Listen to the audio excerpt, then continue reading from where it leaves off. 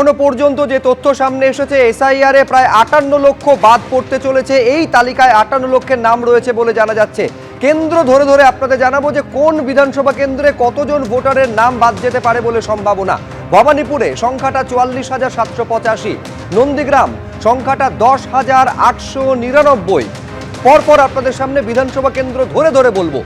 বালিগঞ্জে বাদ পড়তে পারে 65,170 জনের নাম। কলকাতা বন্দর বিধানসভা কেন্দ্রে 63,730 জন ভোটারের নাম বাদ পড়তে পারে। রাসবিহারী কেন্দ্রে 42,519 জনের নাম বাদ পড়ার সম্ভাবনা। চৌরঙ্গী কেন্দ্র থেকে বাদ পড়তে পারে 74,553 জনের নাম।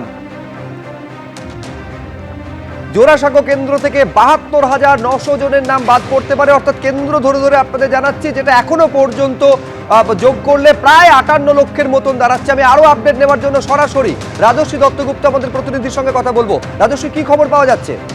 দেখো, প্রায় 58.5 লক্ষ ভোটারের নাম চিহ্নিত হয়েছে বাদ পড়ার জন্য, এবং এটা আজকে গত এক মাসেরও বেশি সময় ধরে যে এসআইআর ফর্ম নেওয়ার এবং আপলোড করার প্রক্রিয়া চালিয়েছেন বিএলওরা কমিশনের তত্ত্বাবধানে। তারপরে গতকাল সেই প্রক্রিয়া শেষ হয়েছে, বর্ধিত সময়সীমা। তার একদিন পরে আজকে যাবতীয় নিরীক্ষণ এবং যাচাইয়ের পর এই 58.5 লক্ষ ভোটারের নাম চিহ্নিত হয়েছে, যাদের নাম বাদ পড়তে পারে। এরপরে অবশ্যই এরপরে শুনানি হবে, হিয়ারিং হবে, তার মধ্যে দিয়ে আরও সংখ্যাটার অদলবদল হতে পারে। এবারে উত্তর এবং দক্ষিণ কলকাতা, যেটা অত্যন্ত গুরুত্বপূর্ণ রাজনৈতিক দিক থেকে, প্রত্যেকটি বিধানসভা ক্ষেত্র, সেগুলোর বিধানসভা ওয়ার্ডই যে নামের কত নাম বাদ যেতে পারে ভোটারের, সেই একটা তালিকা, আনুমানিক তালিকা একটা পাওয়া গিয়েছে, যেখানে দেখা যাচ্ছে ভবানীপুর মুখ্যমন্ত্রীর বিধানসভা কেন্দ্র, সেখানে 44,785 জন ভোটারের নাম বাদ পড়তে পারে, অর্থাৎ প্রায় 45,000। রাসবিহারী, সেখানেও কিন্তু সংখ্যাটা অনেকটাই ভবানীপুরের মতনই। এরপরে বালিগঞ্জ আছে 65,000। বালিগঞ্জ বিধানসভা কেন্দ্র থেকে 65,000-এরও বেশি ভোটারের নাম বাদ যেতে পারে।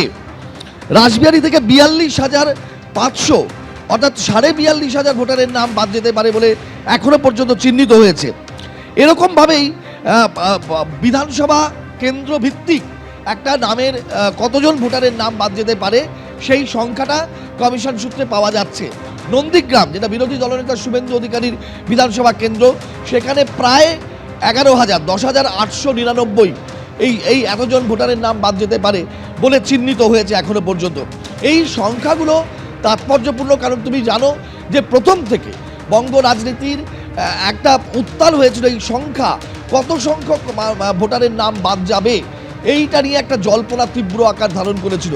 এখনো পর্যন্ত এসআইআর প্রক্রিয়া শেষের পর 58.5 লক্ষ ভোটারের নাম চিহ্নিত হয়েছে বাদ পড়ার জন্য, এমনটাই কমিশন সূত্রে এখনো পর্যন্ত জানা যাচ্ছে। বেশ রাজশ্রী, তুমি আমাদের সঙ্গে থাকো। একেবারে রীতিমতন ওয়ার অফ ওয়ার্ডস যাকে বলে সেটা শুরু হয়েছিল। কেউ বলেছিলেন 1 কোটি নাম বাদ যাবে, কেউ বলেছিলেন 1,25 লক্ষ, আবার 2 কোটি নাম বাদ দেওয়ার পরিকল্পনা চলছে বলেও একেবারে মন্তব্য সামনে এসেছিল। তার মধ্যে এই পরিসংখ্যানগুলো আপাতত সামনে আসছে।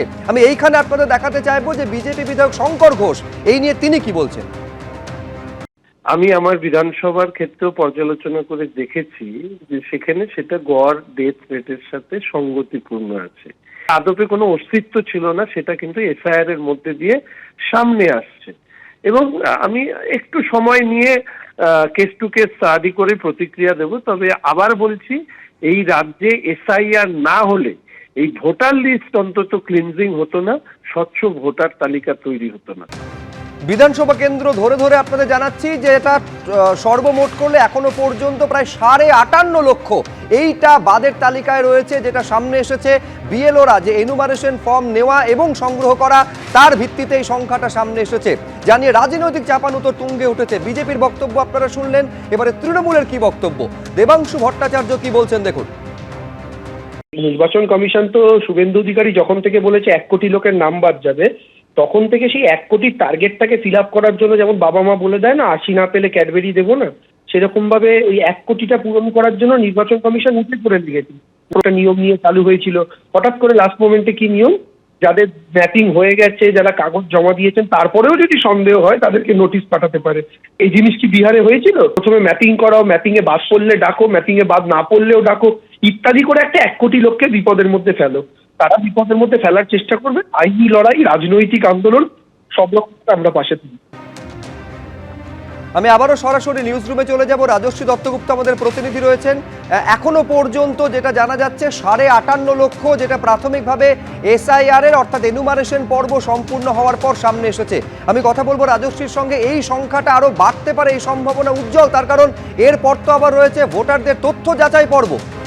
একদমই তাই, যেটা আজকে কমিশন ঘোষণা করেছে, যে নির্দেশ দিয়েছে যে বিএলওদের বাড়ি বাড়ি গিয়ে 1,67,45,911 জন ভোটারের তথ্য আবার যাচাই করতে হবে, বাড়ি বাড়ি গিয়ে যাচাই করতে হবে। সেটাতে যদি না সন্তুষ্টিকরণ হয় তাহলে কমিশন হিয়ারিংয়ের ব্যবস্থা করবে, সেখানে তথ্য যাচাই হবে। 1,67,45,911, অর্থাৎ অনেকটা সংখ্যা। এবং হাতে খসড়া তালিকা ভোটার তালিকা প্রকাশের আগে মাত্র 3 দিন রয়েছে। 16ই ডিসেম্বর খসড়া ভোটার তালিকা প্রকাশ হওয়ার দিন এখনো পর্যন্ত স্থির রয়েছে। তার আগে কিভাবে এই ব্যাপক সংখ্যক ভোটারের তথ্য আবার যাচাই হবে, সেইটা একটা অবশ্যই বড় প্রশ্ন। কি পদ্ধতিতে, কি প্রক্রিয়ায় এত দ্রুত ব্যাপকভাবে তথ্য যাচাই সম্ভব হবে, সেটা একটা দেখার বিষয়। এবং এই যে 1,67,45,000 ভোটার, তার মধ্যে যে ক্লাসিফিকেশন বা যে ধাপগুলোর কথা কমিশন বলেছে, তাতে রয়েছে 2002-এর ভোটার তালিকায় এমন 85 লক্ষ ভোটারের পাওয়া যাচ্ছে যাদের বাবার নামে একটা ত্রুটি রয়েছে, ভুল রয়েছে। সেই ত্রুটি ইচ্ছাকৃত না অনিচ্ছাকৃত, কিভাবে হয়েছে সেগুলো দেখার বিষয় রয়েছে।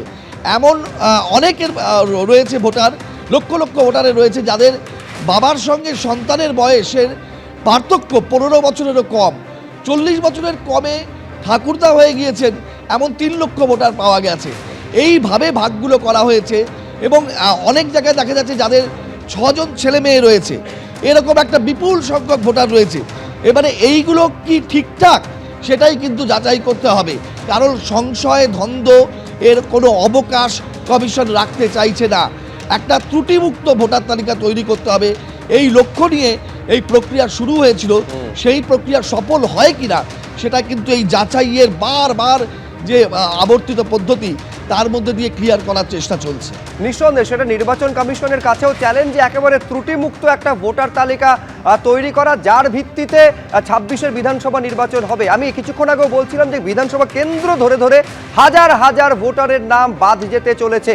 গতকাল আপনারা জানেন যে মুখ্যমন্ত্রী মমতা বন্দ্যোপাধ্যায় কৃষ্ণনগরের জনসভা থেকে হুঁশিয়ারি দিয়ে বলেছিলেন, একজনেরও নাম বাদ গেলে ধর্নায় বসবেন তিনি। কি বলেছিলেন দেখুন। কারোর নাম বাদ দিলে ধর্ণা দিয়ে বসে থাকবো যতক্ষণ পর্যন্ত ধর্ণা দেবেন আপনাদের নাম না তুলবে। সব এজেন্সি বিজেপির দালাল হয়ে গেছে। এরা জানে না বিজেপি চিরকাল ক্ষমতায় থাকবে না। 29 কেন, 29-এর আগেই উল্টোবে। 29 পর্যন্ত দিল্লিতে ওদের যেতে হবে না। এবিপি আনন্দ, এগিয়ে থাকে, এগিয়ে রাখে।